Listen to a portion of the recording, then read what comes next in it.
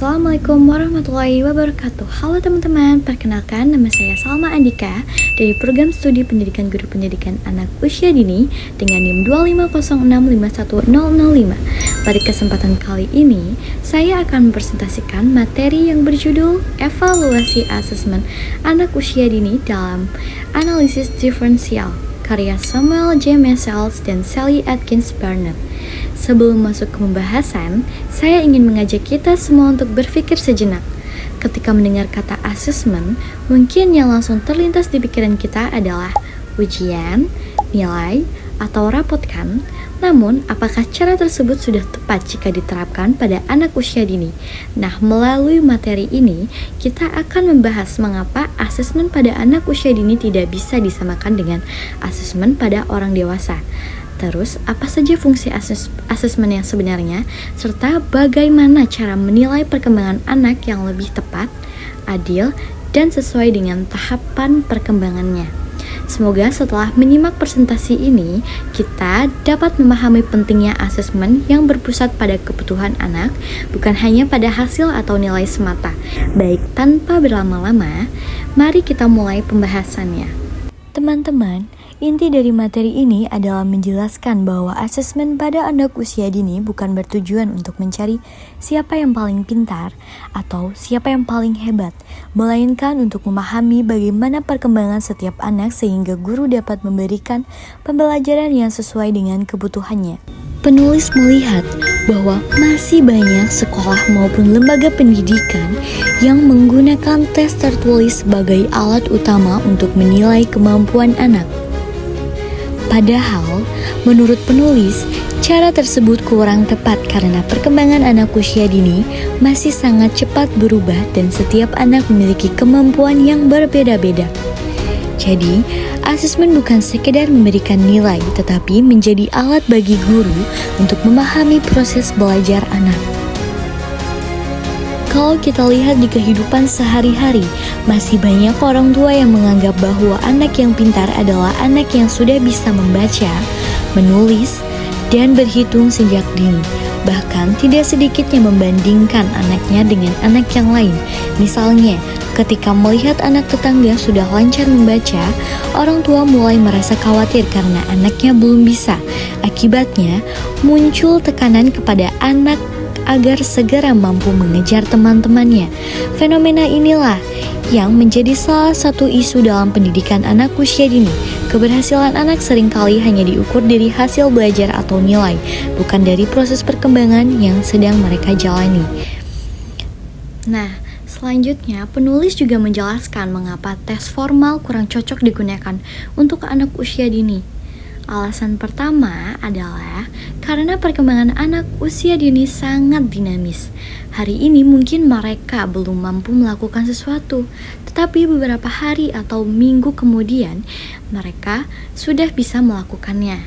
Nah, alasan kedua, kondisi emosi anak belum stabil. Anak kecil mudah merasa takut, malu, gugup, lapar, atau bahkan mengantuk. Kondisi tersebut dapat mempengaruhi hasil tes mereka. Alasan ketiga, setiap anak memiliki latar belakang keluarga yang berbeda-beda. Ada anak yang sering diajak membaca di rumah, ada juga yang belum mendapatkan kesempatan tersebut. Jadi memberikan tes yang sama kepada semua anak belum tentu adil. Kalau dilihat dari sudut pandang masyarakat, masih ada anggapan bahwa semakin banyak tes yang diberikan, maka semakin bagus kualitas sekolah tersebut. Padahal, anak usia dini justru belajar paling baik melalui pengalaman bermain dan aktivitas sehari-hari, bukan dengan duduk mengerjakan soal dalam waktu yang lama. Isu yang masih sering terjadi saat ini adalah banyak anak yang sejak usia TK sudah mengikuti berbagai les atau bimbingan belajar hanya agar cepat bisa membaca, berhitung. Akibatnya, anak menjadi lebih mudah merasa tertekan dan kehilangan kesempatan untuk belajar melalui bermain. Padahal bermain merupakan cara belajar yang paling sesuai bagi anak usia dini. Menurut penulis, asesmen memiliki 4 fungsi utama. Fungsi pertama adalah identifikasi atau screening, yaitu untuk mengetahui apakah anak memiliki risiko keterlambatan perkembangan sehingga dapat segera diberikan bantuan yang tepat. Fungsi kedua adalah membantu guru meningkatkan kualitas pembelajaran. Guru dapat mengetahui kemampuan setiap anak dan menyesuaikan cara mengajarnya. Fungsi ketiga adalah mengevaluasi program pendidikan, yaitu melihat apakah proses pembelajaran yang dilakukan sekolah sudah berjalan dengan baik. Sedangkan fungsi keempat adalah akuntabilitas, yaitu sebagai bentuk pertanggungjawaban sekolah kepada masyarakat maupun pemerintah. Namun, penulis menegaskan bahwa akuntabilitas tidak boleh dilakukan melalui ujian yang memberikan tekanan kepada anak usia dini. Selama ini, masyarakat sering menganggap bahwa asesmen sama dengan ujian atau nilai raport. Padahal sebenarnya asesmen jauh lebih luas daripada itu. Guru bisa mengetahui perkembangan anak melalui kegiatan sehari-hari, bukan hanya melalui soal atau tes tertulis. Isu yang masih sering kita temui adalah sekolah lebih fokus mengejar nilai daripada memperhatikan proses belajar anak.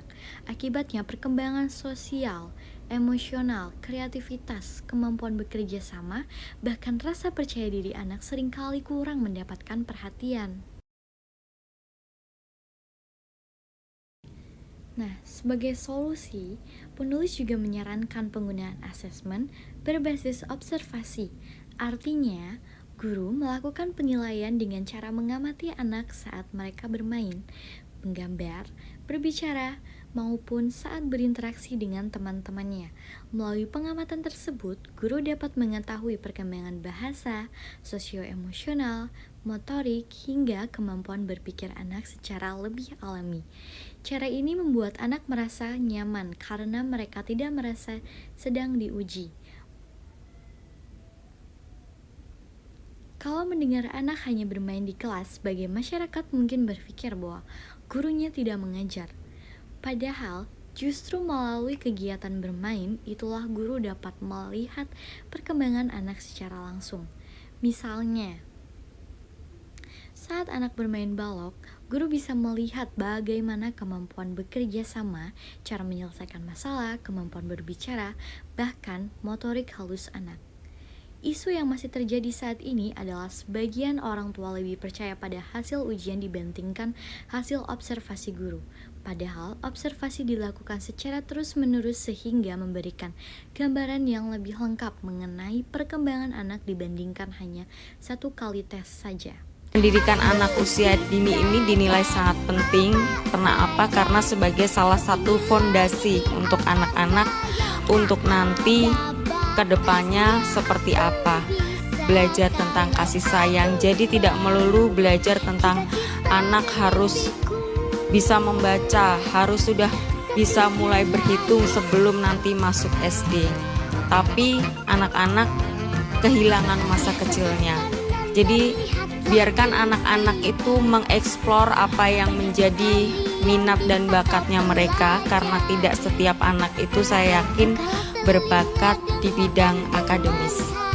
Dan juga jangan membandingkan anak-anak kita dengan anak yang lain, karena saya sangat yakin setiap anak itu memiliki bakat masing-masing.